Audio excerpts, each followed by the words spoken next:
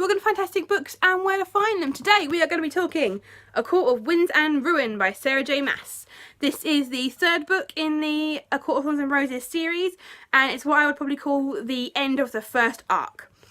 So we're not going to be hearing necessarily, I don't think, about this particular group of characters perhaps going forwards, but we are going to have more books. Although hopefully we'll have some stuff from here, we'll see.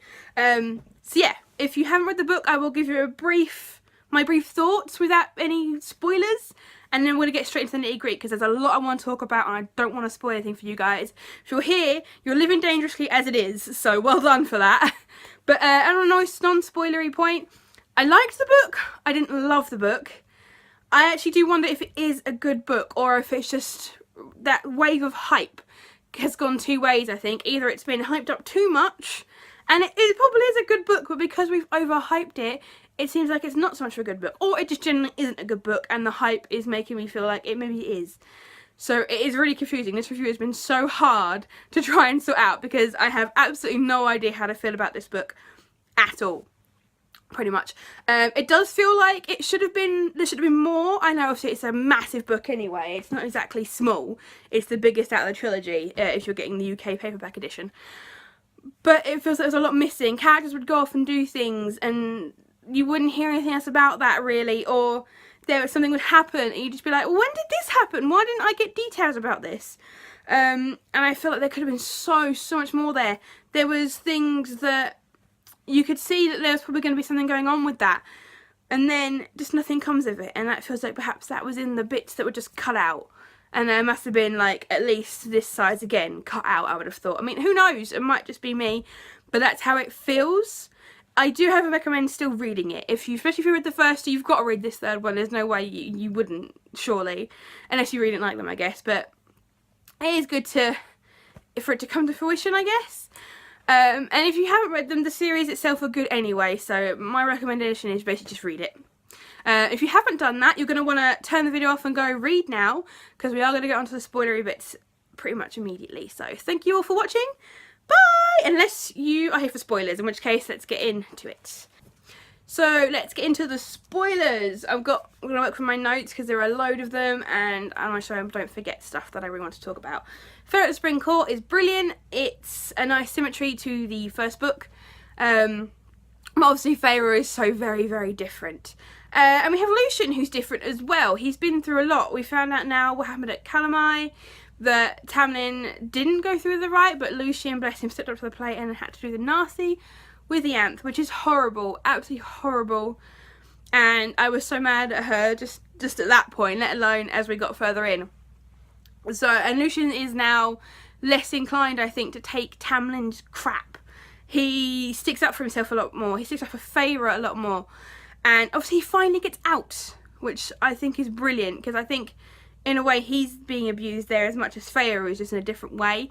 That is far too deep for this review. And obviously, yeah, I love Lucien. He is my fox baby. I adore Lucien, and I'm glad we got to see a lot more of him here, and that he wasn't just Tamlin's lapdog the entire time. I love that Feyre is messing with everyone in this. Even Lucien to an extent. I do love the whole, like, setting it up so it looked like her and Lucien had something. It did probably bring back memories to when I used to ship them in ACOTAR. I shipped them so badly and it never happened. I was so sad. And I literally probably forgot about Rhysand for like the first third of this book because I was like, I ship Feyre and Lucien. They're either my OTP or they're the best BFFs ever. I'm not sure yet. But yeah, that was, and just like things like the cuddling in the tent were adorable. Although Tamlin's such a jealous freak. But then I guess that's Tamlin. He doesn't seem like he's learnt anything. It takes to like the last like 120 pages, I think, for him to actually start doing something non-douchey. But that was kind of, I suppose that's meant to be like his mini redemption, and I don't really, he gets worse and then gets better, I guess, so I don't know. This book has made me feel so many things and not all of them are good. So yeah, we have obviously the bit where the soldier's being whipped and Feyre's telling, like, no, you shouldn't be doing this. And Tamlin's like, no, I agree with the Awtft, let's, whip him. And of course everyone's going to leave, of course. Even without the glowy, awesome scene. It's awesome because Lucien, like, gets on his knees and kisses Feyre's hand. But we won't go there. Even with that, like, why would they not leave him? They've like, he's picked this stupid priestess who has pretty much screwed them over, even if he can't see it. It makes me mad. It makes me so mad. I am unable to finish sentences. That's how mad it makes me. We have the twins, who, I can't remember their names. The Royals, I think they're just referred to as a lot. But to me, they're kind of, I think they're Alec and Jane from Twilight is what I kept referring to them as, because that's how I saw them. There's that random controversy about that one line that Sarah says about the twins being passionless and soulless. And that was misconstrued, I think, as a lot of people thinking because they've got no passion, that must mean they're soulless. It means that asexual people are soulless. No, I mean, I didn't read it like that, and I assume it wasn't meant like that.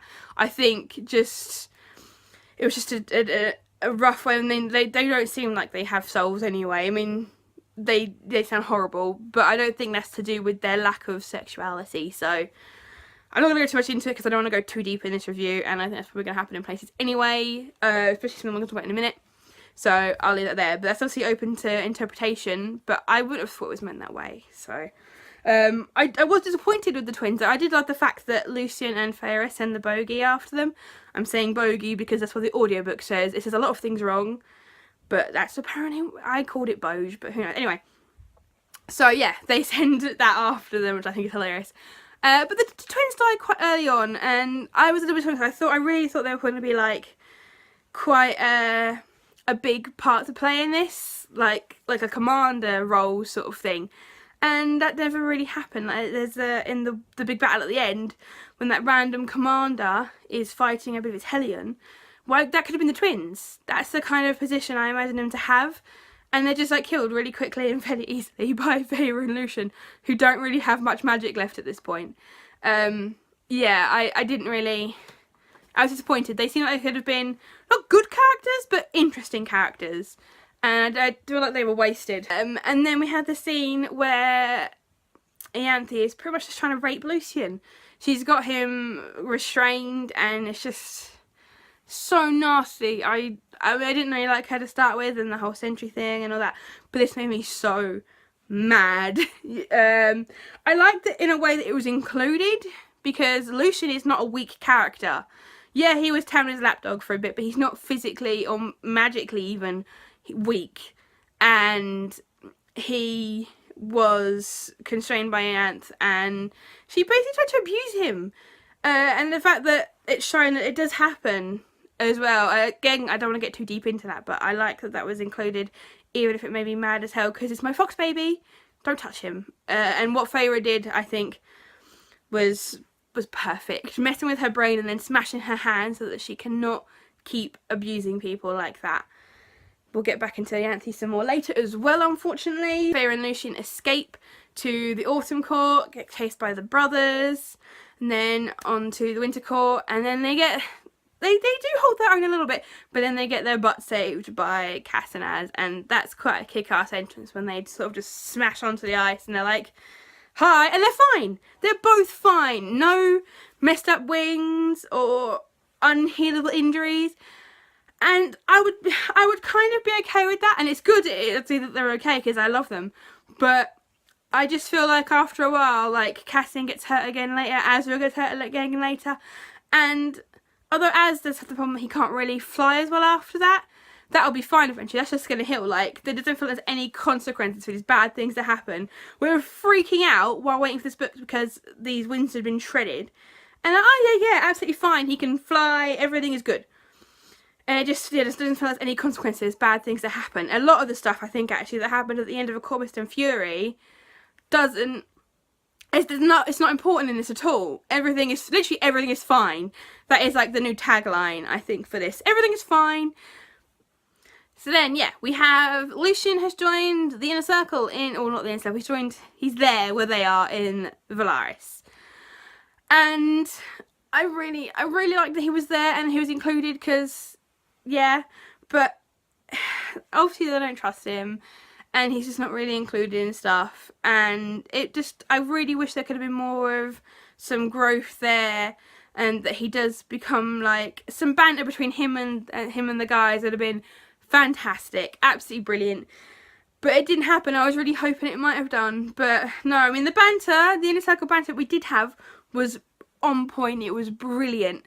But I really think we missed out with some Lucian stuff in there. Some Lucian sass. I think it would have been great. And yeah, he ended up just kind of being on the sidelines for all the Valaris stuff. And I think that's why I like the Spring Court stuff so much, because Lucian was so prominent in that. And I really, really wanted to see more of his character. And I was hoping we would in this book. But there you go. We have the Faysand reunion. So Feyre and Rhysand seeing each other after, I think it's like only like a month or so they're away from each other. And obviously as mates, I guess this is hard. And obviously it was quite a horrible things she had to do, I guess. And it was nice, but they literally like get everyone to leave the house so they can have sex. I was more annoyed, I think, at the time. And now I'm kind of like, yeah, that's kind of the thing, I guess. But I did get really bored with the amount of all the sex scenes we had were Feyre and Rhysand. Like, why did we not get, like, even Hellion and more, although that probably wouldn't have been that great, I guess.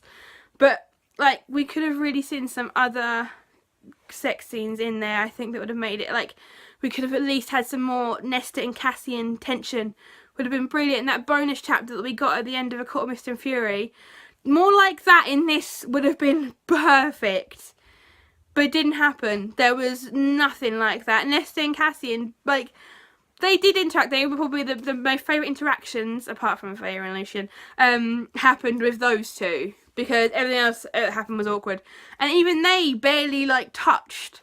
And it's just, she was, like, screaming his name at that battle to save him. She obviously, like, really, really cares for him. And I just wish we had gotten more of that relationship. Because it would have been... I at the beginning of before I read this book, that wasn't really bothering me. Nesta and Kat, I'm like, whatever. But after this, I was like, I wish we had more. So much more.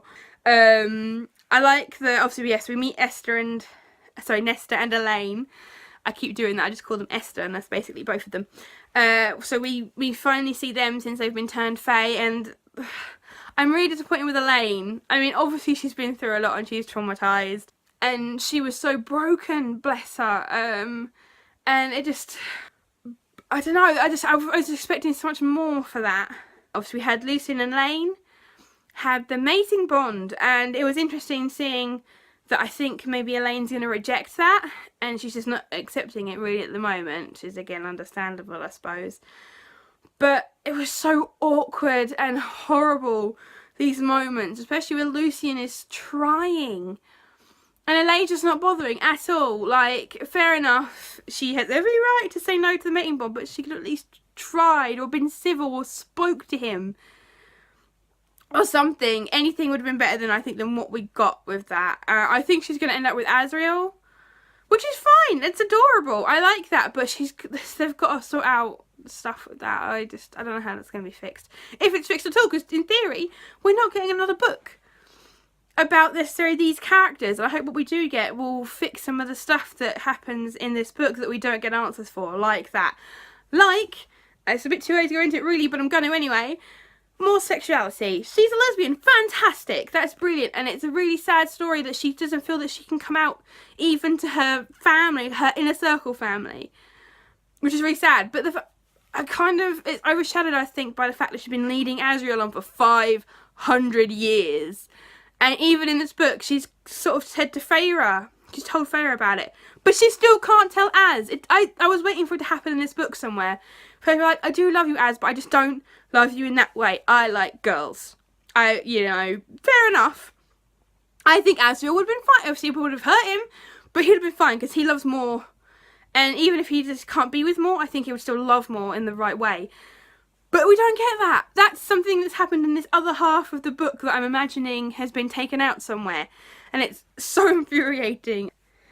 So that meeting, the meeting with the High Lords. Wow.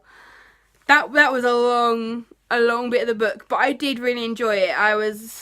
Although I say enjoy it, I listened to it on the way to work, and I spent 45 minutes like grinding my teeth and physically sweating because I was so angry at Tamlin. Just the way he was acting like a petulant teenager, and that does seem to be his thing, especially in this book.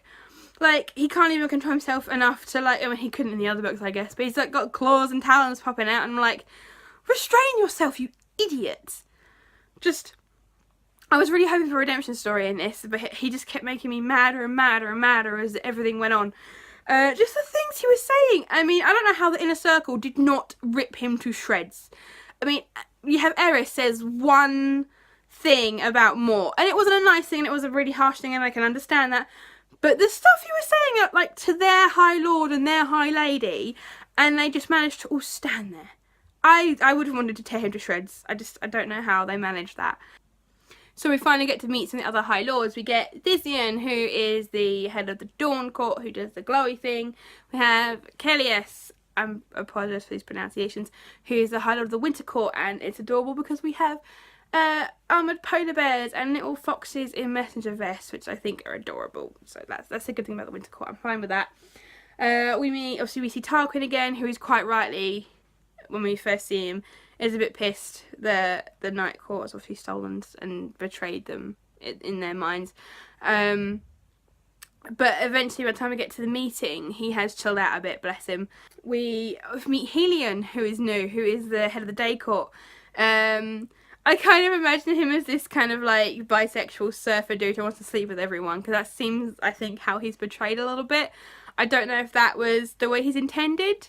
Like, he's just a bit of a man whore, I guess, which is fine. It's fine, especially if you're a High Lord, you can do what you want.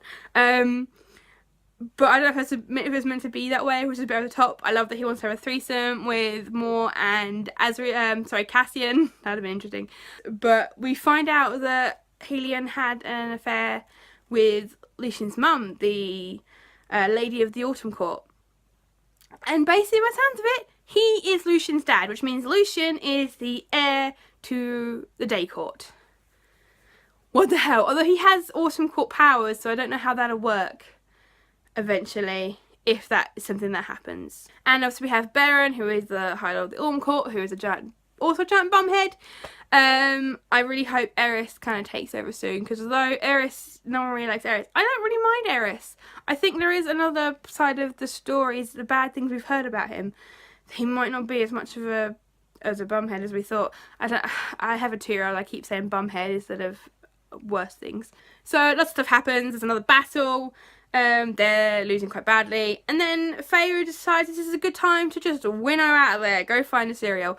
I'm shocked she didn't think of it beforehand, because, you know, her and the cereal on fairly good terms. I thought that maybe would have been something she'd done to start with, like, gone and asked, how do we win this war? How do we, you know, surely, you know, if you're friends with this massive source of information, that would be somewhere you would go first.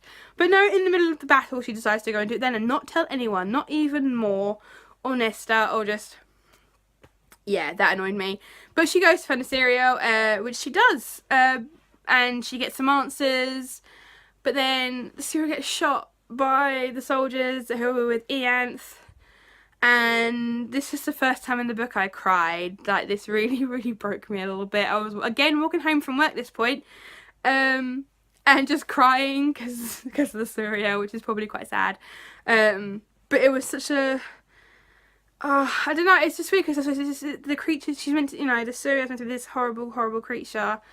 But it really, I think, cared for Feyre and vice versa. And it was really, really sad. I'm glad, however, that Feyre made sure that Yanscott was finally coming to her, and the Weaver got to eat her, which I think was fantastic. I bet she didn't taste good.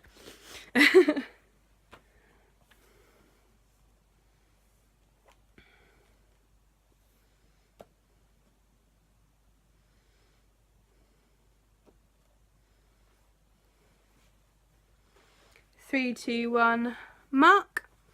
So Feyre gets back thanks to Helion, and Cassian is injured, and I was freaking out that because he was going to die. At this point, I knew that 2 characters were going to die, and one of them was, at least was going to be of the Inner Circle. And I freaked out because I was certain it was going to be Cassian or Azriel. And yeah, Cassian's hurt, so I'm freaking out. He's fine, obviously, because everything is fine. So we have Amren and Varian that happen, which is adorable. I think actually maybe they might be my favourite pairing from this, apart from Nesta and Cassian. Just the way that Vera just walks in, kisses Amren, she wraps her legs around him, and they just go off. We could have had an Amren and a Varian sex scene, and this would have been fantastic. Yes, we need that, please. Can some fanfic people get on that? Because I would totally read that. Then we have Elaine gets kidnapped by the cauldron. So that sounds weird. Either way, she's kidnapped, she's gone. And then Azriel and Feyre go and get her back. This is when I think the redemption is meant to be happening for Tamlin, because he stops the hounds, I think they were, from eating them. Yeah, I guess it's a start.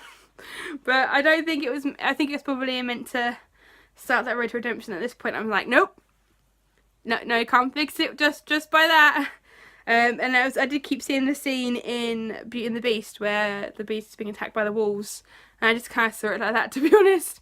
Which is, you know, ACOTAR's based on Beauty and the Beast, so I guess it makes sense. So we have Feyre goes and gets this mirror for the bone carver, the Ouroboros, and that whole scene is one of these ones that I don't think we really... It felt like it was rushed, but too long. Like, the scene, the Ouroboros itself, I think I zoned out for a lot of it, because I can't remember much happening, but I remember reading it for ages. Might have been because I was tired. I did read it quite late. But yeah, and then she takes it to the bone carver. He's like, yeah, I don't want it anyway. It's just so I can make sure you were worthy. And yeah, I kind of get that, but it just felt like such a cop-out. Like, this mirror is meant to make you mad. Yeah, no. I wasn't feeling that. And the bone carver, I would have liked to see more of him, I guess. Maybe him and his sister fighting side by side would have been awesome, but we didn't see that. I do have a like Braxis. He is adorable. I don't know why I find him adorable, but he just wants a window. Just give the poor thing a window. I'd have made him like a cathedral of painted glass. Bless him. He is adorable, which is really weird because he's meant to be like a creature of nightmare, but... yeah, that's what this book does to us, apparently. So we have the battle. I'm going to go back to my notes because there's a lot of stuff happened in the battle. Oh yeah, Feyre's dad found Vassar, which I think's, again, maybe we should get on like a novella of Lucian going to try and find Vassar. Actually, it turns out that yeah, the dad's found Vassar, and they've met up with Lucian, and then Miriam and Draken, who were where they were meant to be all along. But this magical High Lord with all this power, and all these guys in the night who are so powerful, couldn't tell through this glamour that they were there the entire time. And then they just all happened to meet up together and go to turn up at the exact right point. Far too convenient. I wish we could have had some more story behind that. And the Vassar is like a firebird during the day. Where was all the cool stuff we could have had with that? Maybe, like I said, maybe the other books will be more about that, or we will have a novella about what happened then. I doubt it, but that would be fantastic, because it wasn't there, and it made me sad. I did have a cry when the dad turns up and he's on the Nesta. I proper started crying, and I don't think I really stopped from that point, at least in between sniffles, that point to the end of the book. So although I'm ranting about it, it obviously had some emotional response in me, because I was crying a lot. So we had the Weaver death. But yes, Amren and Feyre are trying to get to the cauldron, and we see the Weaver, like highborn widows in front of her, if I remember rightly, and snaps her neck and then throws her off a cliff. But because of that, she's dead. She's meant to be a death god, like an immortal, proper immortal death god. And she can be killed by just snapping her neck and throwing her off a cliff. What's up with that? I mean... So then we have the end of the chapter where Amren tricks Feyre. And I had to read that chapter and then go back to work for 5 hours. So that kind of... I was freaking out. Like, I wondered if someone would betray the group. And I was freaking out that was what was happening. But it just turns out that actually Amren was being really self-sacrificing, which was lovely. Then the cauldron shows Feyre this stuff that's all very convenient and she needs to see, like Highborn and her sisters. And yeah, Highborn just magically has the dad and says, you know, to Nesta, give the cauldron back the power and you can have your dad back, or something to that extent. Or I'll kill him, I think was probably his words. And she says yes, she agrees to it. And then Highborn kills him before Nesta has done anything. What a waste! That just seems so silly. And again, I sobbed like hell when this happened. But thinking about it, what an idiot Highburn is. If he just waited, yeah, kill him eventually, whatever. But why do it before she's done what you need her to do? But then he is stupid enough to be killed by Elaine. Who, yeah, she's a seer. That's kind of cool, I guess. But, like, doesn't she just, like, stab him in the neck, I think, with Truth Teller? And then Nessa will, like, finishes him off. But he's meant to be so powerful that he can break bargains. Like the bargains that are meant to, if you don't adhere to them, will kill you. And he just breaks it, like, willy-nilly. And then he's just killed by Elaine. This wispy little new high fae, and she just kills him. Amren's death. Sort of death, I guess. She jumps into the cauldron and her final form is revealed. We don't ever find out what that really is. It's described as having wings and a fiery crown. The colouring book suggests this. Which may be like mid-transformation, I guess. Because she still kind of looks like just fae with wings, like an Illyrian, like a fiery Illyrian at that point. She's a dragon. I'm sorry, but to me she's still going to be a dragon. She's a little angry fire drake, maybe not little, but that wasn't really, considering there was such a point being made that we're going to see Amren's true form, and we didn't really. We had some really loose description of her, and that was it. So yeah, the cauldron is destroyed, and surprise they're now to put back together again. It's been broken. They've won the war, I guess. But now it needs to be put back together so that the whole world doesn't become destroyed. So Feyre and Rhysand are going to gang up and use their power to fix the cauldron, even though they're both pretty much drained. Brilliant idea. We don't want to, you know, gather everyone together, maybe try it all together. We're just going to, just us two. And then the second time he says, I love you, to her through the bond. I was like, at that point I knew he was going to die. There was no way in hell he was going to survive that. And surprise, he does die, which is obviously a massive thing. I was kind of like, surely, like, I wondered for a moment if perhaps she was actually going to really kill him off. But obviously, yeah, so I thought that maybe Feyre would have felt him die, even though he's got those shields up in the mating bond. You thought you would have perhaps felt something that would have indicated, oh, he's dead, instead of turning around and being like, oh crap, Rhys is dead. It just... yeah, I said I was sobbing like a baby for this entire bit, and I kept calling the book stupid. So yeah, he's dead. She's freaking out. All the High Lords turn up. She's like, do the thing you did to me. And I can't remember why, but I'm pretty sure they're like, oh yeah, it won't work. And then they give it a go anyway. And I like that Feyre has the tiny little seed of power. Bless her. That's quite. I liked that. That was a nice touch. Speaking of nice touches. The only time I do not hate Tamlin in this entire book is when he goes to Feyre, he says, be happy, Feyre, as he gives Rhysand the ball of power. That was almost enough for me to like forget about what happened before, in a way, which was really stupid because that's not how it works. But that's probably my maybe second or third favourite Tamlin line, just because it was, I loved it, it was perfect. So yeah, surprise, Rhys comes back and he's actually completely fine. As I said before, everything is fine. And even worse than that, and so I rolled my eyes at this bit. He's like, oh yeah, someone should get Amren out of the cauldron, she's probably getting cold. And I'm like, what the hell? I mean, yeah, he was saying like, he reached out to her when he was dead, I guess, in the cauldron. And yeah, everything is fine because Amren's alive now as well. I do like the touch that she's now like just normal high fae. She's not like, she doesn't eat normal food again. I just realised. I think that's mentioned actually, but it's just occurred to me. That's gonna be fun. Oh god, I want a fanfic or novella now just of Amren eating all the foods. That'd be good. But yes, I proper rolled my eyes and I was like, oh, Amren's fine. Everyone's fine. I wonder if Amren's gonna have some decent powers now because she's cannot really like this amazing. But then what did she do in the first place? Apart from just scare the crap out of people because she's meant to be really powerful. But I don't really remember ever seeing her powers.